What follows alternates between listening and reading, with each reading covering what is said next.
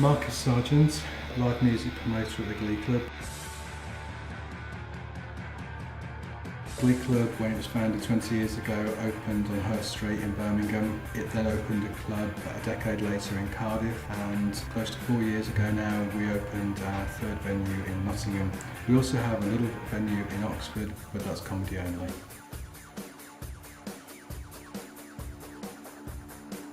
Started off as a comedy club, that's what the owner did, and it's very known for that. I mean, for instance, right now we've got a lot of warm-up shows with Lee Evans ahead of his arena tour, which is the fourth time that's happened. People like Michael McIntyre, Rod Gilbert, many others actually come back. So there's a massive element to the club being comedy. In 2002, they'd actually just expanded the venue, adapted it a great deal, so they had another room, a lot more available time, and it was just a real stroke of luck that they were doing that at that particular moment. Ronnie Scott's closed down, which is why I was looking for another suitable space in town, and it was just super luck that I went down to check out that venue at a time they were looking for someone to do something other than comedy in it. And obviously we're very, very substantially a music venue as well as a comedy venue now. I started the music there 12 years ago in 2002, having spent around about 4 or 5 years promoting independently into Ronnie Scott's that was on Broad Street for 9 years, whilst at Ronnie Scott's promoted artists like Coldplay, Ryan Adams,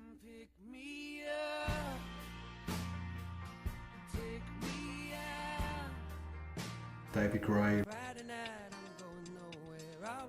which are kind of the artists I promote to this day. We've been going 12 years now, musically that is, at the Glee Club in Birmingham. The actual club itself is 20 years old this year. I do a 360 job on being the music promoter for the Glee Club, which will involve constant research, which is no problem because I'm a big music lover at heart. That's where I came from and that's my driving force as I see it and feel it. It's very important to have a lot of contacts, which thankfully, having done this for 20 years or so, I managed to build up. So certainly anyone starting out, they need to try and get a real landscape of the live music industry and who they need to be meeting. Predominantly, of course, agents and promoters, as well as artists and managers. A lot of young promoters tend to sort of go through managers and artists, and especially in the modern day, because you can get a lot of direct contact online with them. So after that, it's all down to making proposals or receiving proposals for shows and then doing a deal, which is obviously one of the areas where experience and skills comes into play. And then of course, once you've got the show booked in, it's all a matter of getting it up and running. That'll involve a lot of liaison with box office and marketing, and then just kind of managing the promotions right through to the show. And then predominantly on the day, show management. Make sure everything happens as good as you can, that the most tickets are sold, that the artist's very happy, the customers are very happy with the show. And then hopefully that just generates a good old circle in time that keeps bringing people back to you.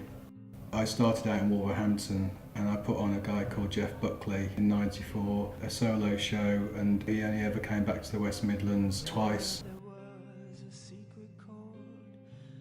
You know, I was already very, very in love and obsessed with music by that time, but to see that guy perform so openly and with such talent and expression, it was so overwhelming, and kind of live for every day after that in the hope that you can put more gigs on for artists and for people that are that special and prove that music in many people's lives the greatest language. And in the modern day, Laura Marling has been a really lovely experience. We did a lot of stuff with Mumford & Sons, we did 3 shows with Adele.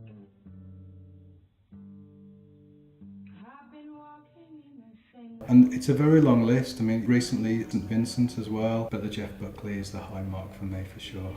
The significance of the Glee in Birmingham is first of all best illustrated by the fact that we've been around for 20 years, so we must be doing something right. I think musically we do a lot of singer-songwriter in that very broad field. When I came over from Ronnie Scott's, I brought with me an indoor festival called the Songwriters Festival. So we've been always very renowned for a broad span of singer-songwriters, and our main room is 400 seated. It's quite a unique venue in the city. We can also do 600 people standing, but there are other venues that do that, so that gets spread around a little bit. What the Glee often appeals to for folks is its intimacy.